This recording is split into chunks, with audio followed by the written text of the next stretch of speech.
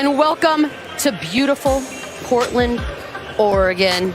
Loving it here so far. I know you guys are, people getting ready outside. I, for one, am excited to hear how loud it gets in here because we've heard it through the TV. It's going to be jumping in here Yeah, tonight. that's what I'm here for, the loudness of the building. Oh, that guy's in for an awkward night with his buddies, but that's fine. No big deal there. Look, this entire series, it was supposed to be one thing, and really one thing only. It was supposed to be about the backcourts. The Splash Brothers, however, have outscored Damian Lillard and C.J. McCollum by a combined 42 points through 2 games. Now, if that's not something that impresses you, perhaps the difference in the restricted area will. Golden State dominated in the paint. Game 2, they outscored the Blazers by 22.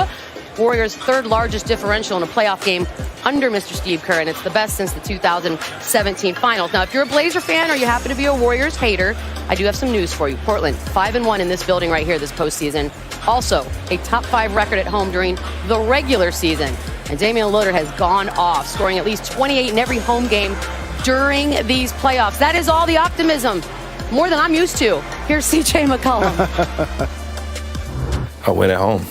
Win at home, that's the biggest thing. And we've gotten blown out. We've blown a lead, so we've kind of experienced both sides of the spectrum. Now it's time to close the game out, execute better, play better for 48 minutes, and feed off our crowd and do what we're supposed to do at home. You mentioned the 48 because they led for 38 of the 48 in game 2. That's second most leading a game basically all season long that they lost. They led for 41% of the minutes in this series so far, and of course, they're down 2-0. So it felt like a heartbreaker the other night. Even if you weren't invested in that game, it just had that feeling. How do you stay motivated after that? Oh, understanding what's at stake. Because if we all know what's going to happen if they go down 0-3. And I don't want to be standing right here waving a Wally's broom in front of these nice people. Oh, that's a good call. I would not want to be put in that position. And also, it's almost a buzzkill because if you think about it, they got swept out of the playoffs 2 years in a row. And then now you advance. You get some momentum. You have some positive things you can talk about. You make it to the conference final. And then you get swept again. So it's important for them to come out and have a big-time game and win on their home floor. Yeah, it's easy for them to get motivated. They can go back to last game and say, look, we let this get away. We're a great home team. We're coming home. All Golden State did was take care of business. Now it's up to Portland to come home and try to take care of business. But they got to realize that if they're going to get back in this series, they got to win both their home games. But if they're going to win the series, they got to beat Golden State and Golden State eventually. But the important part is just to take care of home right now. Paul, you said something very interesting. Ooh, I was going to say. All the Warriors have done is won 2 games at home. Yeah. That's what good teams are supposed to do. The Blazers haven't lost any tread. They have some encouraging times.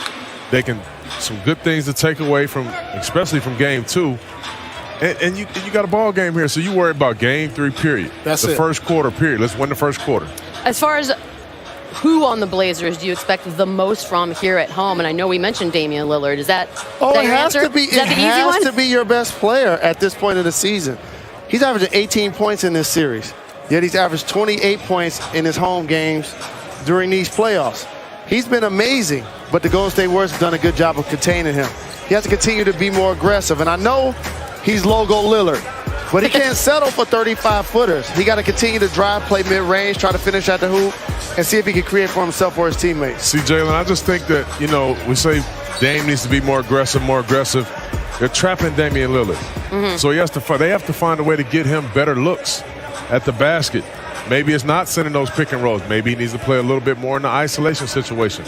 Quick hitting plays, to get in. To me, I think Evan Turner's a guy that I look at and say, he needs to play a lot of minutes because you can put the ball in his hands and then have CJ and Dame kind of running off of screens, and you got a guy that can play make. They need to find other ways to get these guys going. Yeah, I agree with Chauncey. I hear you guys say a lot. I think you have to use Evan Turner and maybe put him in the pick and roll situation because a lot of times when Dame gets trapped, he throws it to Enes Kanter or Collins, and these guys don't know what to do with it. If you do the pick and roll with Evan Turner, at least he can make a play out of it when he's trapped.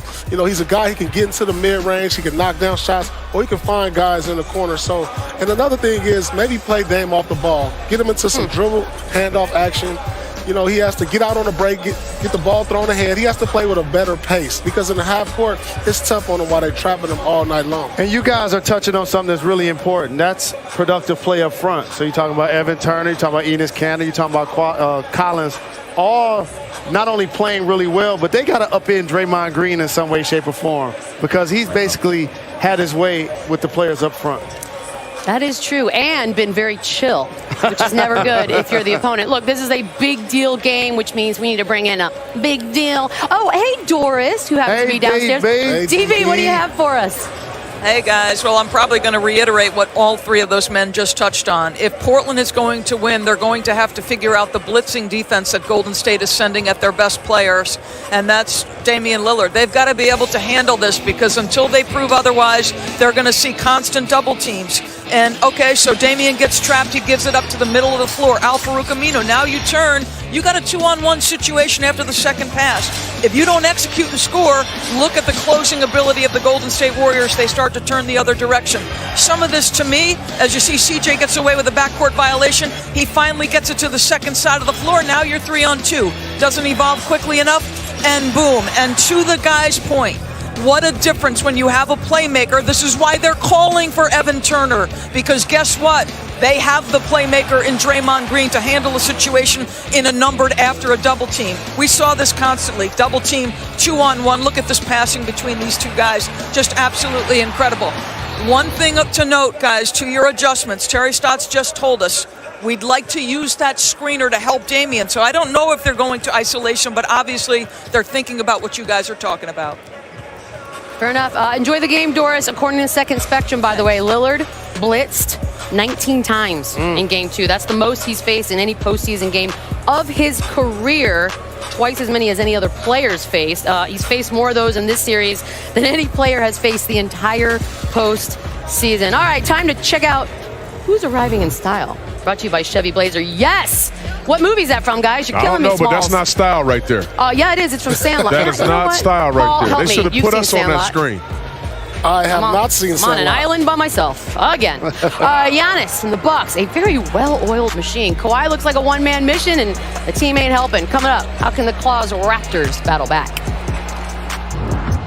NBA Countdown is presented by Mountain Dew. Do the do. And in part by Mitsubishi Motors. Drive your ambition.